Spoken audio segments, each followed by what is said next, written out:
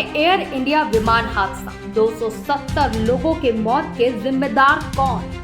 Take off के 30 second बाद दोनों इंजन बंद कैसे हो गए? कॉकपिट में कौन था जिम्मेदार? खुद ब खुद बंद हुए फ्यूज स्विच या कोई जानबूझी हरकत? क्या ड्रीम लाइनर की डिजाइन ही मौत का कारण बनी? पायलट ने कहा, मैंने स्विच बंद नहीं किया, तो फिर किसने किया? एयर इंडिया हादसा तकनीकी गलती, मानवीय भूल या सोची समझी साजिश?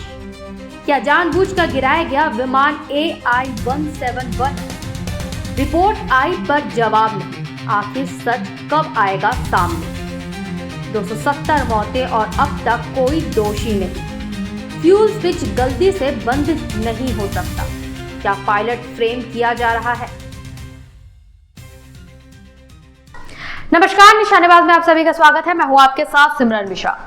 अहमदाबाद में 12 जून को हुए एयर इंडिया के विमान हादसे को लेकर भारतीय विमान दुर्घटना जांच ब्यूरो ने अपनी प्रारंभिक रिपोर्ट जारी की है। 12 जून 2025 को अहमदाबाद एयरपोर्ट से एयर इंडिया की फ्लाइट AI-171 लंदन के लिए उड़ान भरती है, लेकिन महज 30 सेकंड बाद यह विमान एक मेडिकल हॉस्टल की इमारत से टकरा कर गिर जाता है और इसके साथ ही 270 जिंदगियां खत्म हो जाती हैं। और अब इस भयावह हादसे की शुरुआती जांच रिपोर्ट सामने आई है, लेकिन इस रिपोर्ट ने जवाब कम, सवाल ज्यादा खड़े कर दिए हैं। रिपोर्ट के अनुसार विमान दोपहर 1:38 में रनवे से उड़ान भरता है, लेकिन सिर्फ 26 सेकंड बाद यानी 1:39 पर कॉकपिट से एक इमरजेंसी कॉल आती है। पायलट 3 बार कहता है, मेडे मेडे मेडे। सिर्फ 32 सेकंड हवा में रहने के बाद विमान शहर के मेडिकल कॉलेज हॉस्टल से टकरा जाता है। पूरा मलबा 600 फीट से ज्यादा इलाके में बिखर जाता है और 270 लोगों की मौत हो जाती है। AAIB यानी एयरक्राफ्ट एक्सीडेंट इन्वेस्टिगेशन ब्यूरो की 15 पन्नों की रिपोर्ट कहती है, हादसे की मुख्य वजह थी दोनों इंजनों का अचानक बंद हो जाना। रिपोर्ट के मुताबिक दोनों फ्यूल कंट्रोल स्विच रन से कट ऑफ मोड में चले गए, यानी इंजनों में फ्यूल जाना बंद हो गया और विमान की ताकत छिन गई। इसे कहते हैं डबल इंजन फ्लेम आउट, यानी दोनों इंजन एक साथ बंद हो जाना, वो भी उड़ान की शुरुआत में। पायलट से बातचीत, सवालों की झड़ी। कॉकपिट वॉइस रिकॉर्डर में पायलट की बातचीत दर्ज हुई। तुमने स्विच क्यों बंद किया? जवाब आता है, मैंने नहीं किया। यानी दोनों पायलट एक दूसरे से पूछ रहे हैं और कोई नहीं जानता कि फ्यूल सप्लाई बंद कैसे हुई। RAT सिस्टम एक्टिव, लेकिन क्यों नहीं बचा विमान? जैसे इंजन बंद हुए, विमान का emergency system RAM air turbine active हुआ। यह हवा में घूमकर हाइड्रोलिक और इलेक्ट्रिकल पावर देता है ताकि फ्लाइट कंट्रोल्स थोड़े समय तक काम कर सके। पायलट्स ने इंजन दोबारा शुरू करने की कोशिश की। एक इंजन चालू भी हो गया, लेकिन तब तक बहुत देर हो चुकी थी। विमान की ऊंचाई और गति दोनों खत्म हो चुकी थी। एक्सपर्ट्स के सवाल, अधूरी रिपोर्ट या छुपाए गए तथ्य? अब बात करते हैं एक्सपर्ट्स की। पूर्व वायुसेना अधिकारी संजीव कपूर कहते हैं कि ये रिपोर्ट अधूरी है। अगर दोनों इंजन बंद हुए थे तो ये क्यों नहीं बताया गया कि फ्यूल सप्लाई बंद कैसे हुई? एविएशन एक्सपर्ट मोहन रंगनाथन ने कहा, ड्रीम लाइनर में फ्यूल स्विच ऑटोमेटिक बंद नहीं हो सकते, उन्हें मैन्युअली बंद करना होता है, वो भी 3 स्टेप में, पकड़ना, खींचना और फिर स्विच करना। गलती से तो ये हो ही नहीं सकता।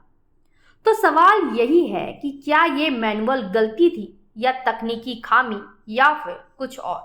जांच के 3 एंगल, दोषी कौन? अब जांच इन 3 प्रमुख एंगल पर हो रही है। क्या ये टेक्निकल ग्लिच था, यानी क्या बोइंग 787 या उसके इंजन GE Nx 1B में कोई छिपी खराबी थी? क्या स्विच मैन्युअली बंद किए गए? अगर हाँ, तो क्यों और किसने किया? क्या तीसरे इक्विपमेंट की खराबी ने फ्यूल सिस्टम को प्रभावित किया? टेक ऑफ से पहले क्या कुछ गलत था? विमान ने सुबह दिल्ली से अहमदाबाद आकर लैंड किया था। क्रू ने लॉग में एक छोटी तकनीकी गड़बड़ी लिखी, लेकिन उसे हल्के में लिया गया और विमान को उड़ाने के लिए रिलीज कर दिया गया। AAIB की रिपोर्ट कहती है कि टेक ऑफ के दौरान मौसम साफ था, कोई बर्ड हिट नहीं हुई और फ्यूल भी पूरी तरह ठीक था। APAI और परिवारों की आपत्ति, निष्पक्ष जांच हो। Airline pilots association of India ने कहा कि पायलट्स की बातचीत को आधार बनाकर उन्हें दोषी न ठहराए। अभी ना तो ये तय है कि गलती पायलट की थी और न ही तकनीकी खामी की पुष्टि हुई है। उन्होंने रिपोर्ट के लीक होने पर सवाल उठाया और कहा कि इसमें पारदर्शिता नहीं थी। विमान कैसे गिरा? Ground impact analysis. जैसे ही विमान का नियंत्रण खत्म हुआ, वह पेड़ों, चिमनी और फिर हॉस्टल की दीवारों से टकराया। पंख और लैंडिंग गियर इमारतों से सैकड़ों फीट दूर मिले। डाटा कहता है कि लैंडिंग गियर नीचे था, फ्लैप 5 डिग्री पर सेट था, यानी सब कुछ टेक ऑफ मोड में था। विमान के सामने के हिस्सा 8 डिग्री ऊपर की ओर था और दोनों इंजन फ्यूल सप्लाई से कट चुके थे। तो आखिर कौन है जिम्मेदार? कई एक्सपर्ट्स मानते हैं कि पायलट की चूक असंभव है।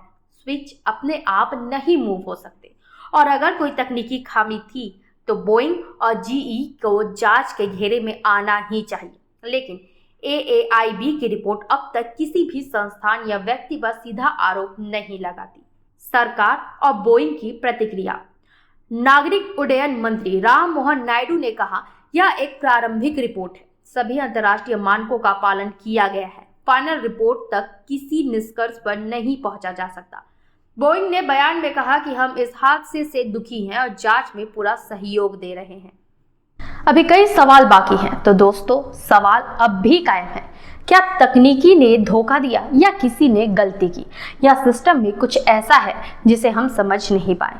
जब तक फाइनल रिपोर्ट नहीं आती, यह रहस्य बना रहेगा कि एयर इंडिया फ्लाइट AI-171 आखिर क्यों गिरी। हम आशा करते हैं कि जांच निष्पक्ष हो और सच सामने आए, ताकि भविष्य में ऐसा हादसा फिर ना हो। तब तक के लिए बने रहे निशानेबाज के साथ। नमस्कार।